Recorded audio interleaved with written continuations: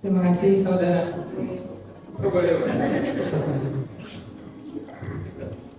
Yes, terima kasih saudara Faidi dari Takwa sebagai pengamat 01 dari sebelah saya. Terima kasih juga saudara Danu sebagai pengamat 02. Tadi disoalkan dari moderator ya, pembahasan apa sih poin-poin penting mungkin dari sebelum, ketika, dan pasca kan gitu. Oke, nggak apa-apa. Mungkin teman-teman yang lain menganggap tidak ada pasca, setelah, atau saat itu, tapi saya akan membahas sedikit. Mungkin timelinenya seperti ini. Sebelum pemilu dimulai, sebenarnya ini petanya cukup panjang ya. Petanya cukup panjang. Sebelum pemilu dimulai, KPU, Bawaslu, DPR, dan lain sebagainya itu sudah merencanakan jauh-jauh hari. Itu mungkin mulai dari akhir 2022, awal 2023 seperti itu, dari mulai perencanaan, verifikasi peserta pemilu, pendaftaran DPD, DPR, dan lain sebagainya. Mungkin lanjut nanti terus sampai nanti tiba saatnya masa pencalonan seperti itu, calon presiden dan wakil presiden. Tapi yang saya garis bawahi juga banyak isu-isu kan seperti itu. Dan yang paling penting mungkin yang kita tunggu-tunggu ya, kita kan bertanya-tanya ini calon presiden 2024 siapa sih? Dan gitu kan pertanyaannya, kayak siapa kan? Dari 23 pasti ditanya itu, ini siapa sih? Nah, saya merangkum. Saat itu 2023 yang calon terkuat ya ada 3 saat itu. Pertama Prabowo, kedua ada Ganjar. Nah, sebenarnya Anies ketiga seperti itu yang saya lihat seperti itu timeline. Tapi ada isu juga kayak pemasangan Prabowo dengan Ganjar juga kan, itu udah isu-isu ya dahulu itu 2023, sampai kunjungan ke Kebumen waktu panen beras kan, itu gak mungkin lah bawa Prabowo ke sawah, gak mungkin, sawah gak mungkin kan. Jadi di situ kita udah lihat timelinenya. Terus saya lanjut lagi, setelah masa pencalonan gitu kan banyak tuh isu-isu. Akhirnya kan mungkin stuck berhenti di sini nih, mungkin di masa pemilihan calon wakil presiden kan seperti itu.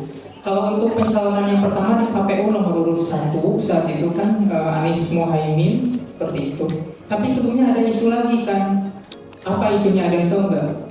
Isu sebelum Anies dan Mohaimin ini mencalonkan pasti ada isu tuh. Apa Demokrat? Betul, itu ada Demokrat tuh, ada isu Demokrat. Partai saya itu. Disclaimer aja. Ayo, saya partai mahasiswa ini, ayo. Oke, saat itu Demokrat merasa dirugikan karena Anies lebih memilih calon dari Partai Nasdem gitu. Jadi merasa dirugikan karena di luar kesepakatan awal yang awalnya tadinya cawapresnya harusnya Amin dan AHY, jadi dirubah menjadi Anies dan Mohaimin seperti itu. Itu lanjut lagi ke Ganjar. Karena nomor 2 yang daftar Ganjar ambil calon dari pemerintah Jokowi, yaitu Pak Profesor Mahfud MD. Nah, yang terakhir nih yang saya bahas nih. Terakhir Prabowo nih. Kan saya tahu nih apa yang ada di pandangan kalian nih. Menunggu saya ngomong wakil presidennya kan. Nah, seperti itu. Timelinenya saat itu ada mahasiswa hukum dari Solo kan, Almas Sakib Biru kan, dia mengajukan materi banding pada Mahkamah Konstitusi untuk mereview kembali gitu kan syarat batas usia untuk pencalonan presiden dan wakil presiden seperti itu. Qadarullah dikabulkan. Singkat cerita Qadarullah dikabulkan dan Gibran pun bisa naik. Kalau kita bilang misalnya, kok kenapa Gibran misalnya? Sebenarnya siapapun bisa saat itu. Mungkin yang dilihat oleh partai koalisi sekarang mungkin terkhususnya di koalisi Bapak Prabowo saat itu, oh Gibran ini berpotensi gitu karena mencakup masa anak-anak muda seperti itu ya. Itu nanti kita bahas soal isu-isunya. Sekarang saya masih timeline dulu. Lanjut ke sana, masa apa? Masa kampanye. Nah sebelum masa kampanye ada juga tuh udah booming juga nih masalah elektabilitas dan lain sebagainya, betul kan? Bahkan ada yang menyebutkan bahwa nih elektabilitas tertinggi ada yang bisa mencapai 1 putaran seperti itu. Lanjut masuk masa kampanye, seperti itu ya. Sorry ya, ini soalnya pertanyaannya kan lumayan juga kan. Masuk masa kampanye. Oke. Masa kampanye dan dibarengi dengan debat juga kan, saat itu ada debat 1, 2, 3, 4. Ya, kalau bisa kita nilai debat 1, ada yang tahu poinnya? Debat 1 kan masalah MK saat itu. Pak Anies mengkritik masalah MK, masalah etik, bahwa calon wakil presiden dari nomor urut 2 ini salah secara etik seperti itu. Dilanjut oleh Ganjar juga yang mengkritik masalah HAM. Itu debat pertama. Debat kedua masalah IKN, kalau nggak salah ya, IKN saat itu IKN. Semua nomor urut 2 sama 3 kayaknya setuju deh masalah IKN, tapi nomor urut 1 kan tidak setuju saat itu. Bahkan menambahkan narasi pembanding bahwa kita akan membangun 40 kota selevel setara Jakarta seperti itu. Debat ketiga, wah ini debat paling panas sih. Sampai diakhiri dengan penilaian 5/10 dan 11/100. Lanjut debat keempat. Nah debat keempat juga nggak kalah seru karena ada gimmick di situ kan, gimmick gini kan. Nah itu debat keempat itu masalah gini. Mungkin bisa langsung kita singkat aja kan, tadi kan dari Mas Arven ini udah nyebutin Pak, mulai dari pencalonan, tahap pencalonan dan juga tadi tahap kampanye dan sampai debat nih. Poin-poin yang saya dengar ini dari tadi tuh terkait dengan hal-hal yang mengusik ataupun problematik. Nah poin pentingnya nih menurut dari Mas Arven ini dari mulai proses pencalonan, kampanye dan pemilihan, intinya apa di pemilu ini? Apakah memang itu sudah berjalan seperti seharusnya atau memang ternyata banyak ini nih cacat ataupun dari problem-problem yang ada gitu loh. Nah gimana nih pendapatnya? Mungkin dari Mas Arven bisa dipersingkat aja. Oke, terima kasih. Tadinya saya mau bilang mau ceritain timelinenya dulu biar enak, maksudnya semuanya biar ngerti tahapnya gini. Tapi kalau mau dipersingkat bisa, mungkin yang tadi dibahas oleh 01 dan 03 juga tadi masalah etik ya, karena etik dan lain sebagainya. Saya langsung masuk aja ya ke permasalahan calon wakil presiden di sini. Kenapa Gibran yang harus naik dan kenapa alasannya kita bisa menerima Gibran seperti itu ya, lebih enak ya. Kalau menurut saya, mungkin saya mungkin tahu ada yang mungkin banyak yang nggak setuju Gibran naik atau lain sebagainya karena melanggar konstitusi, kan berpikirnya seperti itu ya. Tapi perlu kita ketahui bahwa yang namanya hukum itu kan ada 2. Tujuan hukum itu ada 2. Yang pertama mencari keadilan, yang kedua mencari kepastian hukum. Nah, untuk Gibran, khusus untuk Gibran, ini poin dari saya pribadi. Kalau secara hukum dia sudah mengikuti alurnya seperti itu, karena sudah ada kepastian hukum. Karena kalau kita bilang soal keadilan itu substantif. Ingat, keadilan itu substantif. Jadi sebagian orang menganggap adil, sebagian orang tidak. Tapi yang namanya kepastian hukum itu kita tidak bisa membahasnya karena sudah ada tertera hukumnya seperti itu. Makanya sudah ada kepastiannya di MK tadi sebagai undang-undang syarat untuk Gibran naik seperti itu. Kalau gitu saya bahas kayak gini nih, kan ada paman di dalamnya kan kayak gitu kan. Ada paman yang gitu. Paman itu cuma satu dari semua hakim. Paman itu 1, kata Mas Danu 9 gitu. Kalau menurut saya paman itu cuma 1, Paman Usman doang. Sisanya yang hakim biasa. Karena MK dibentuk itu oleh 3 lembaga. Pertama MA, kedua ada yang tahu? DPR ketiga, presiden tiga seperti itu. Jadi nggak ada istilah hak vote, nggak ada kekuasaan tertinggi di ketua itu nggak ada di MK. Jadi kalau menurut saya ya, Gibran secara rule dan secara hukum itu sudah pas, sudah bisa diterima seperti itu. Karena ada satu pepatah yang saya yakini juga bunyinya kayak gini, syubhatul ijtimaiyah aldohu min subatil akli wa syurbi. Artinya apa? Ketidakpastian masalah sosial itu lebih buruk daripada subhatnya makanan dan minuman. Makanya MK hadir di sini untuk apa? Untuk memastikan bahwa nih orang, katanya untuk meloroskan Gibran. Kalau menurut saya, untuk memastikan ada kepastian hukum di dalamnya seperti itu. Kan itu pendapat ilmiahnya ya seperti itu. Makanya itu bisa dikoreksi secara ilmiah juga. Seperti itu mungkin dari MK juga, dari MK dulu. Ini menarik ya, mungkin setelah ini bisa ditanggapi dari ketiga pengamat. Tadi kan bicara tentang keputusan MK ya, yang sudah yang dijelaskan oleh Mas Arpen. Mungkin bukan hanya saya ya, dari teman-teman mungkin ada yang sudah tahu tentang video-video yang beredar yang dokumenter dokumenter kontroversi seperti itu pada saat hampir beberapa hari sebelum pemilihan. Nah di situ ada beberapa tuh menjelaskan pada proses penetapan perundang-undangan ataupun peraturan yang dilakukan oleh Kana. Mungkin bisa dilanjutkan sedikit dari Kanda, gimana tanggapannya tentang hal tersebut? Apakah memang hal tersebut bisa dibilang janggal ataupun hanya berbau untuk memojokkan atau hal-hal lainnya?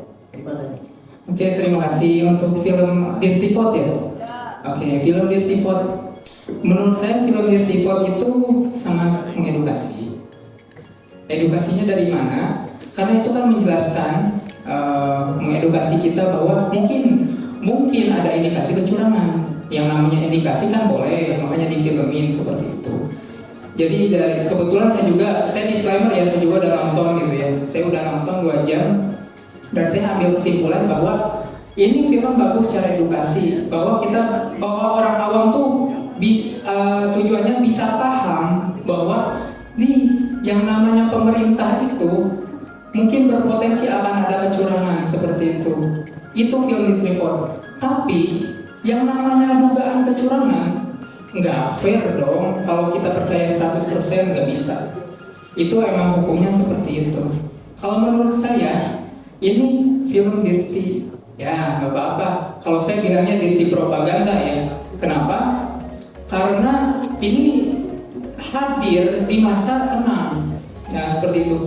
Kalau mau mengedukasi is okay lah, dari awal debat 1, 2, 3, 4 hadirkan film seperti itu kan. Kalau untuk di akhir, di last minute, gini ya pemerintah, orang yang nggak ngerti ilmunya itu bakal terpengaruh seperti itu ya. Kita sebagai orang yang berpengalaman, yang punya ilmu ya, kita bisa menilai dengan hati nurani kita kan, mana yang benar dan mana yang tidak. Tapi untuk orang yang tidak ngerti apa-apa, untuk masyarakat yang jauh di luar sana, ini film cukup mengganggu seperti itu. Itu sedikit. Oh iya, mengganggu elektabilitas tapi nyangkanya naik seperti itu.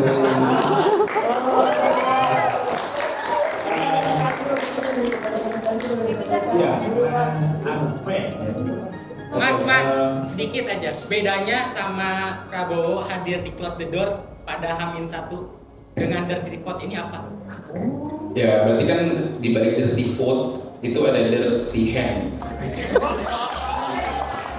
Di balik dirty hand ada dirty mind. Siapa berdirty, apa dirty mind? Main maker itu. Siapa main makernya? Ya udah, yang nyoblos di TPS 9 di MK itu udah dirty maker seperti itu.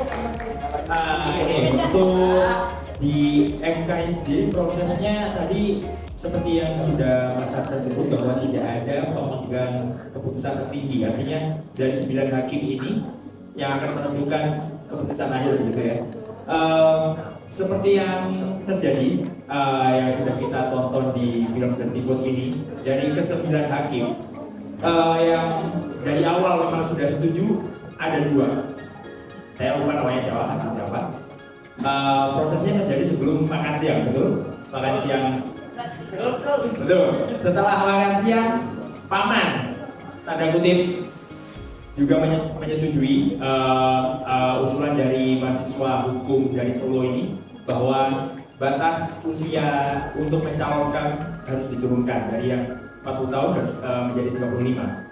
Nah, yang menjadi poin di sini, usulan dari mahasiswa hukum dari Solo ini adalah terdapat perkataan pernah menjabat. Pernah artinya sudah selesai menjabat. Tapi yang terjadi, keputusan yang dikeluarkan adalah sedang atau pernah menjabat. Yang artinya calon-calon yang ingin menjadi capres atau cawapres yang sedang memimpin suatu daerah yang mereka sudah walaupun di bawah 40 tahun tetap bisa mencalonkan gitu. Nah, untuk keputusan ini dari yang awalnya 2 dari awal sudah setuju, ketambahan paman 1 lagi. Lalu yang dari awal tidak setuju sama sekali ada 4. Artinya 4 tidak setuju sama sekali, 3 setuju dari awal. Lalu yang 2 ini sebetulnya abstain kan. Namun pertanyaan yang timbul adalah mengapa dari 2 hakim yang awalnya abstain ini suaranya dibulatkan menjadi setuju. Nah, itu yang menimbulkan pertanyaan mungkin di publik. Apakah ada dorongan atau paksaan dari ketiga hakim yang dari awal memang sudah setuju, atau memang mereka hati nurani mereka membulatkan putusan untuk setuju. Nah, ini mungkin yang menjadi pertanyaan. Jadi apakah ada menurut masing-masing pendapat itu bagaimana? Ya, kita tanyakan aja sama Jimli Asdiki itu kan.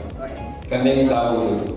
Siapa kan tadi saya bilang itu bahwa ini dirty vote ini dilakukan oleh dirty hand. Berarti kan ya di dirty hand ada dirty mind. Siapa mainnya? Main makernya siapa? Itu Jimli Asdiki tahu gitu. Ya berarti ya tinggal tanyain aja sebenarnya. Cuma kan kemarin karena Jimli udah ditanya sama media juga bahwasannya ya saya nggak tahu.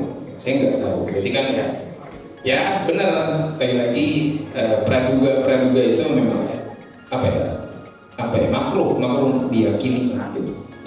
Tapi dari paradigma yang dilihat oleh masyarakat, harusnya masyarakat menilai bahwasannya dari mulai tadi gugatan MK yang mana kita harus lebih mengetahui tugas MK itu apa sebenarnya. Mahkamah Konstitusi benar tadi disampaikan didirikan oleh 3 lembaga, tapi tugasnya apa? Ya MK itu sebagai negatif legislator, sebagai yang cukup membatalkan konstitusi. Kenapa? Karena MK hanya ingin menjaga kemurnian undang-undang dasar negara kita, toh itu. Kemudian ketika ada masuk gugatan-gugatan ini ya, MK hanya bisa membatalkan, bukan memutuskan. Kalau ditanya kenapa harus 35, kenapa nggak dicantumin aja yang punya pegang KTP gitu? Toh kita semua merasa kok kita anak muda gitu. Kenapa harus 35? Kenapa nggak bisa tercantum aja gitu? Pemegang KTP, ya udah gitu. Apa masalahnya dengan nomor 35? Gitu. Oke, jawab ya.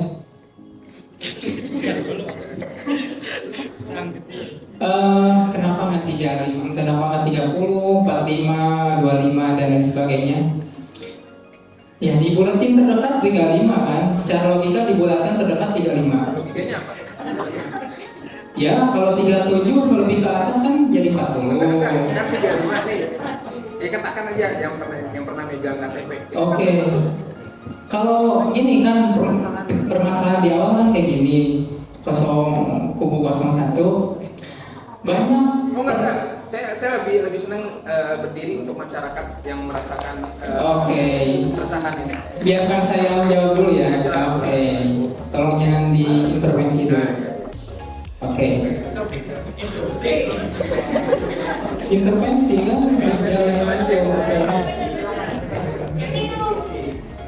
Oke, jadi kan segini. Biarkan saya menjawab dengan perspektif saya seperti itu.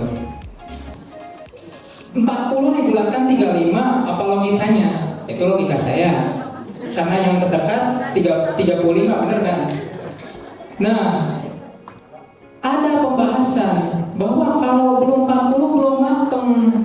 Kalau nanti ditetapkan 30 ya salah lagi lah tetap. Belum mateng tambah belum mateng. Jadi itu jadi ini juga pembahasan juga ya. Makanya tengah-tengah nih 35 gitu. Usia Mas Gibran berapa? 35. Jangan disangkut pautin kayak gitu.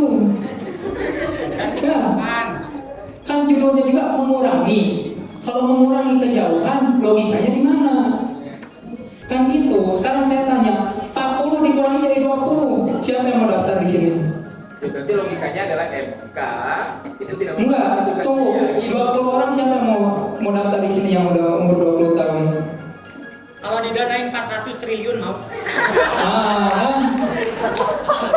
Kalau ada uang mau kan ya? Oke, tapi tadi saya bahas juga ya kenapa MK seperti itu. Tadi dibilang bahwa MK itu apa? negatif atau Mengkritik, tidak untuk membatalkan. Oke, MK. Nah, ngomong MK ya. MK itu saya mau nanya dulu ya kepada antum berdua. MK itu hadirnya kapan sih gitu? MK ini MK di Indonesia itu hadir setelah adanya MK di Australia tahun saya kurang tahu pastinya, tapi kalau ditilik lebih jauh lagi tahun 1882. Jangan berbelit kapan gitu. Ya, enggak. Kita harus tahu juga loh. Tahun 2000, 99, 2004, 2005, 2006, 2007 dan lain sebagainya kapan kan? 2004 setelah Ngomong Pilpres. aja gitu loh mas, saya. Kalau saya nggak tahu, saya bilang nggak tahu. Jadi maksud saya di sini apa? Maksud saya di sini apa? Saya bukan ahli dalam hukum tata negara, bukan ahli dalam hal berbagai hal. Kalau saya nggak tahu, ya saya bilang nggak tahu. Saya bilang sesuai perspektif saya seperti itu kan. Makanya saya tanyakan, produk MK ini lahir kapan dan untuk apa? Seperti itu. Produk MK atau produk MK? MK lahir kapan? Kapan adanya MK? MK lahir kapan? 2004. Tahun 2004. Oke, bisa dicek ya kalau nggak salah MK itu lahir setelah reformasi 2003. 13 Agustus 2003. Dekati. 2003 kan, bener kan? Nah, seperti itu. MK ini produk apa? Reformasi. Tujuannya apa? Tujuannya untuk nih teman-teman, penting nih. MK itu tujuannya untuk mengawasi, ditakutkan yang namanya presiden dan DPR ini terlalu dekat. Makanya ada MK. Kalau ada cawe-cawe nih dari dulu presiden, DPR nih terlalu dekat, apapun bisa dilakukan. Kalau nggak ada MK susah. Kayak dulu reformasi gimana? 1958 waktu turun gimana itu coba? Ada MK nggak di sana? Nggak ada, jadi kayak gitu. Ini, Mas. Terlalu dekat. Ini sepertinya walaupun dengan adanya MK 5 tahun ke belakang ini presiden dan DPR ini mesra sekali nih. Sebenarnya MK pun tetap mesra. Jadi MK ini saya rasa bukan menjadi orang ketiga. Jadi debat. Ini aja. Indikatornya apa Mas bisa disebut? Begini, banyak undang-undang yang disahkan oleh DPR. Yang mana undang-undang sebelum disahkan oleh DPR perlu tanda tangan presiden. Ini banyak publik yang tidak tahu nih undang-undang apa dari mana ini, kapan diskusinya. Begitu. Jadi saya rasa ya 5 tahun ke belakang ini selama pemerintahan Bapak Kurang, ya ini banyak rancangan undang-undang yang publik ini tidak tahu, namun tiba-tiba sudah sah saja begitu. Ya. Mas, kalau rancangan undang-undang ke DPR harus ke MK lagi nggak untuk direview Mas? Betul, DPK. Saya kurang tahu ya. Ini saya menanyakan apakah perlu melalui MK ini? Moderator, bentar sedikit. Ini buat apa ya? Buat clearance saja ya. Maksudnya kan tadi didebatin masalah MK, MA gitu. MA lahirnya kapan, setelah reformasi atau apa, fungsinya untuk apa. Jadi gini teman-teman, di zaman reformasi ini kan kita itu Indonesia mengalami perubahan secara konstitusionalnya kayak gitu kan. Karena apa? Karena adanya keselewengan yang terjadi di Orde Baru terhadap konstitusional itu. Makanya dihadirkanlah 3 badan hukum yang ada di Indonesia, 3 elemen hukum, apa? Eksekutif, legislatif, sama yudikatif. MK ini bagian dari mana? MK ini bagian mana? Yudikatif. MA ini bagian mana? Eksekutif, sama kayak presiden. Terus DPR bagian mana? Legislatif. Hal ini dibentuk seperti ini agar kenapa? Agar kekuasaan itu tidak menumpuk pada presiden. Kan ini yang terjadi di Orde Baru. Ada yang tahu Orde Baru? Pada tahu kan? Baca deh kalau belum tahu. Nah, di dalam Orba itu kan si kekuasaan menumpuk pada presiden.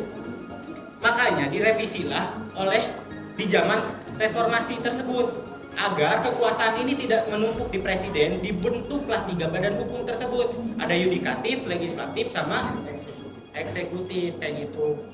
Monggo lanjut. Sampai poinnya. Ya sebenarnya ini kan baru masalah MK doang udah sepanjang ini seperti itu kan. Jadi nggak ada make it clear gitu kan maksudnya. Tapi kalau sebagai pandangan itu bisa diterima, masing-masing pandangan itu beda seperti itu. Jadi kita harus kedepankan bahwa kita harus bilang nih menurut pandangan saya seperti ini itu nggak apa-apa. Tinggal audiens yang menilai seperti itu. Tinggal rakyat yang menilai seperti itu. Kalau kita lanjut mungkin bisa juga ini mungkin seperti itu kan tadi udah clear kenapa Gibran dapat etik dan lain sebagainya seperti itu. Tapi tadi ada yang belum dijawab juga sama enggak termasuk yang saya juga belum. Tadi kan nanyain soal kenapa 9 nih kan tadi gitu. Nah itu kan benar tadi kembali ke Prof. Jimli. Siapa Prof. Jimli ya? Pak Hukum Tata Negara. Dan kita mah apa tuh gitu kan. Makanya kita berpaku ke orang yang lebih bisa gitu. Makanya pendapat-pendapatnya kita ambil seperti itu.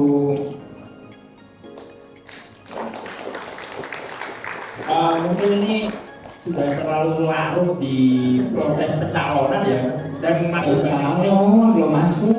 Belum masih banyak harus kita bahas. Jadi gimana kalau kita lanjutin aja langsung ke kampanye dan pemilunya?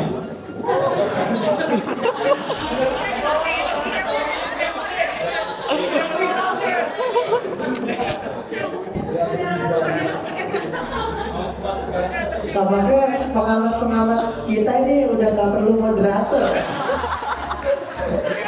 Saya juga media nih di sini. Alirannya nggak ada jadi.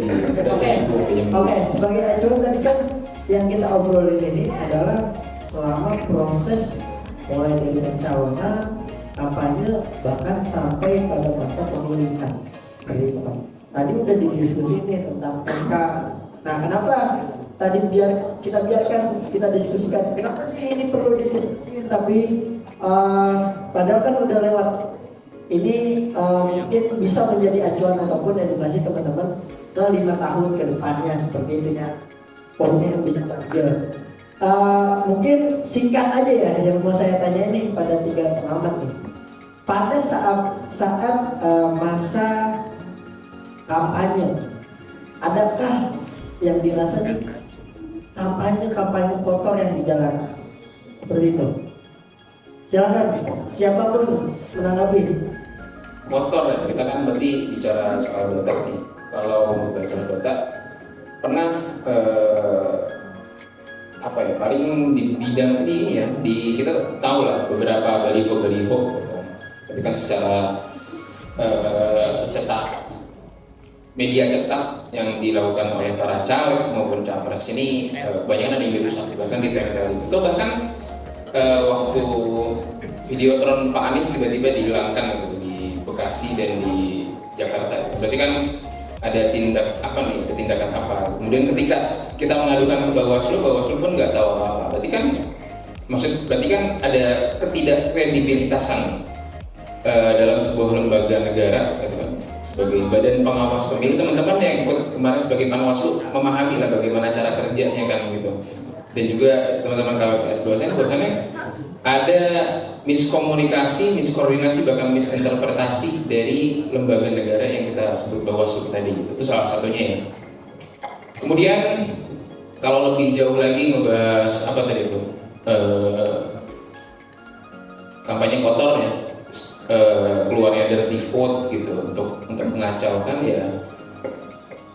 Masyarakat ini lupa, masyarakat Indonesia tuh lupa bahwasannya sebelum masing-masing kandidat caleg maupun capres punya tingkat elektabilitas, mereka juga harus memiliki yang namanya intelektualitas dan etikabilitas sebelum mereka mendapatkan elektabilitas secara data dari persentase.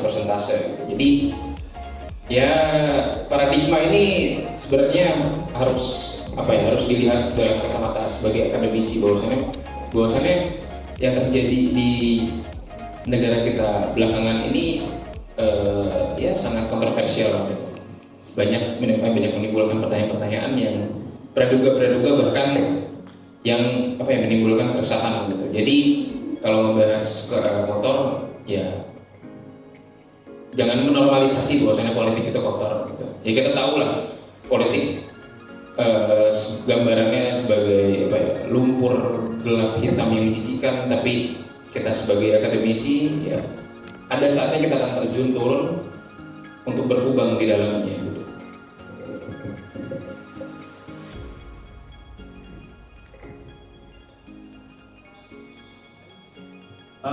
Untuk masa kampanye menurut saya kita sebagai mahasiswa yang sedang menempuh pendidikan di luar negeri ini tidak terlalu merasakan kampanye masif yang dilakukan di Indonesia itu jujur tidak begitu merasakan ya. Apalagi kita ini mungkin kebanyakan pemilih pertama ya. Ini adalah pemilu pertama kita dan kita dihadapkan dengan kondisi di mana kita tidak merasakan efek langsung kampanye-kampanye yang dilakukan. Itu justru membuat kita bingung ini dari ketiga calon ini mana yang paling sesuai dengan hati kita, visi misinya. Itu yang terjadi pada saya. Hingga beberapa hari sebelum pencoblosan saya baru menemukan calon yang akan saya coblos begitu ya. Itu sungguh menyulitkan jujur, karena dengan adanya media ini pun menurut saya tidak begitu menimbulkan efek kepada saya harus memilih paslon nomor berapa. Karena seperti yang kita ketahui di Indonesia ini kalau kampanye kan menggelar konser atau jalan santai bersama yang kita itu bisa langsung mengikutinya dan kita bisa langsung tahu nih visi misinya gimana. Betul. Tapi kalau dari media ini sendiri, ini media ini masih abu-abu gitu. Jadi kita menilainya juga ini benar gak sih? Jadi tidak hitam di atas putihnya tidak jelas, masih abu-abu. Jadi untuk diri saya sendiri sebagai mahasiswa media gitu ya, yang sudah mengetahui bagaimana cara media bermain, itu memang sungguh sulit mempercayai apa yang ditampilkan media terkait kampanye-kampanye dari masing-masing paslon. Dan itu membuat saya bingung, bahkan hingga beberapa hari sebelum pencoblosan baru menentukan akan mencoblos siapa gitu di kampanye itu. Tapi sejauh yang saya ketahui, yang saya rasakan juga kampanye kotor yang terjadi di Malaysia sekarang ini tidak ada sih sejauh yang saya ketahui ya. Jadi ini baik karena kampanye begitu ya, harusnya menjual visi dan misi, selalu merealisasikannya, bukan ya mungkin kampanye gelap atau itu serang pagi gitu ya. Gelap banget itu. Oke, terima kasih. Izin menanggapi keduanya. Tadi menarik yang disampaikan bahwa untuk melihat gitu, yang namanya kampanye di media sosial ini kan susah tuh untuk dibandingkan. Saya punya pernyataan unik, yaitu menilai untuk suatu kampanye di media sosial itu tergantung hati nurani kita. Itu aja menurut saya ya. Kenapa? Ya setiap orang beda-beda seperti itu. Terus yang namanya black campaign Itu saya juga tidak setuju sampai kapanpun juga, walaupun dilakukan oleh paslon yang saya dukung. Seperti itu komitmen diri saya. Tahu kampanye Pak Anies yang desak Anies ya, itu saya acungi jempol. Kampanye seperti itu tuh bagus. Cuman belum ada cuman bagus mengedukasi masyarakat untuk mengetahui apa visi misi sebenarnya, seperti itu. Cuman tapi ya kalau dibilang cuman emang benar cuman kan. Saya melihat lagi kan survei yang ada gitu. Saya bukan ahli untuk menilai seluruh Indonesia, makanya ada survei. Survei membuktikan maaf saja pendidikan Indonesia masih di bawah seperti itu. Untuk 5-10 tahun ke depan Indonesia udah maju, pendidikan udah tinggi, kampanye seperti itu kampanye yang dirindukan. Itu penilaian saya. Mungkin 5 atau 10 tahun ke depan jika Pak Anies mencalonkan atau Pak Ganjar mencalonkan, itu bisa jadi pertimbangan untuk kita semua seperti itu. Tapi maaf saja, untuk sekarang mungkin yang lebih pantas dan dipilih rakyat itu untuk sekarang yang 02. Kenapa? Karena survei sudah membuktikan, dan kita juga sebagai pelaksana pemilu, khususnya kita sebagai ketua KSK, KPPSN, dan Panwaslu, kita melihat sendiri sebagai dipilih sebanyak apa suara 02, 01, dan 03. Betul kan seperti itu.